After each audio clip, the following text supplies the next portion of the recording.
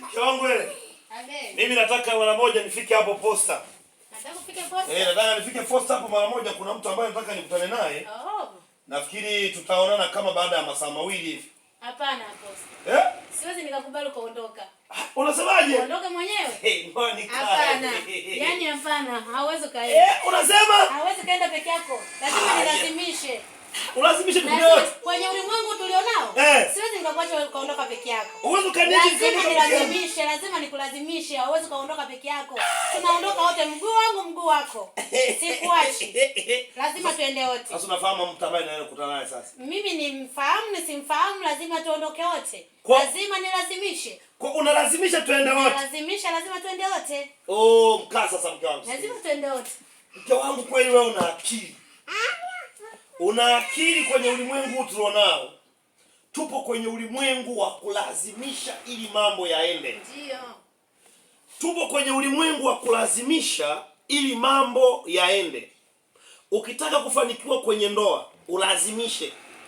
Huyo ambaye anasema nakupenda, kuna uwezekana sikuoe, mlazimisha kuoe.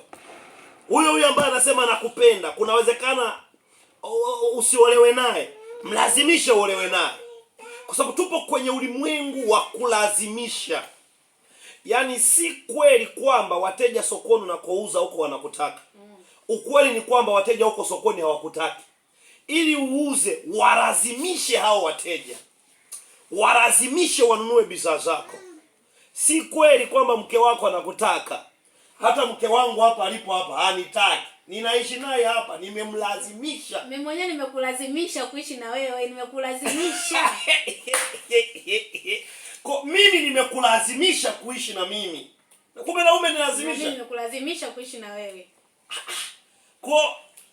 Kwa sababu mimi najua kwamba nilikulazimisha kuishi na mimi.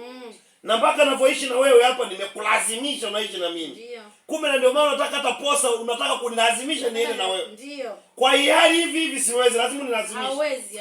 Ndugu msikilizaji, nataka nikwambie kitu. Usipolazimisha vitu kufanikiwa usahau.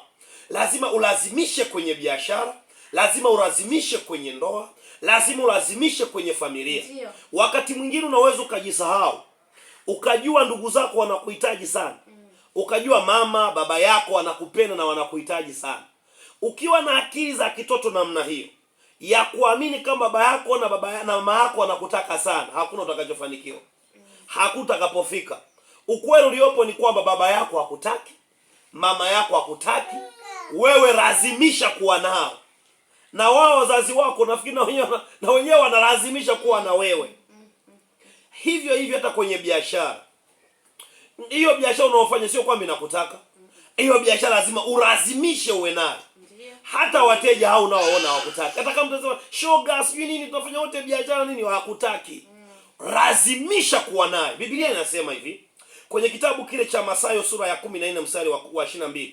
Biblia inasema Yesu akawalazimisha wanafunzi wake. Wakapanda chomboni kwenda ng'ambo. Yeye akabaki anawaaga watu wengine waliokuwa wanahutubia makutano. Kwa Yesu aliwalazimisha wanafunzi. Nataka niongee habari ya upako wa kulazimisha. Lazimisha kila ambacho kilikuwa kinakukataa. Lazimisha afya ikukubali. Lazimisha biashara ikukubali. Lazimisha ndoa ikukubali. Lazimisha uchumi ukukubali. Lazimisha huyo mke akukubali. Lazimisha huyo mume akukubali. Usifanye kitu ukijua kila kitu kinakwendaga hivi. Mimi mpaka leo naishi na mke wangu. Kama Apostle King John Ye. Mke wangu nilimlazimisha. Wewe mwenyewe unalazimisha. Kwa ninaishi na wewe kwa sababu nilikulazimisha. Maana kuna watu walikuwa wamekutongoza na nikakutoa kwao na ukaikaa na mimi. Na mimi kuna wanawake nilikuwa nimewatongoza. Na wewe ukanivutia na wewe ukanilazimisha nikaja kwako. Nikakuforce uje kwangu. Ukaniforce nije kwako. Hata wateja sokoni hawataki kununua nyanya kwako wananunua kwa jirani. Hawataki kununua machungwa kwako wananunua kwa jirani. Hawataki kununua viazi kwako wananunua kwa jirani. Walazimishe kwa upako huu. Natamka upako juu yako, upako wa kulazimisha.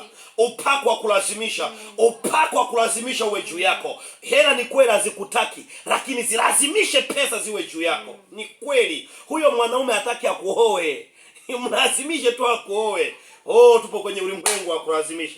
Mke wangu basi tunaenda wote, twende wote. Amen. Twende wote, twende wote, twende wote. Tunaenda wote. Twende wote, twende wote.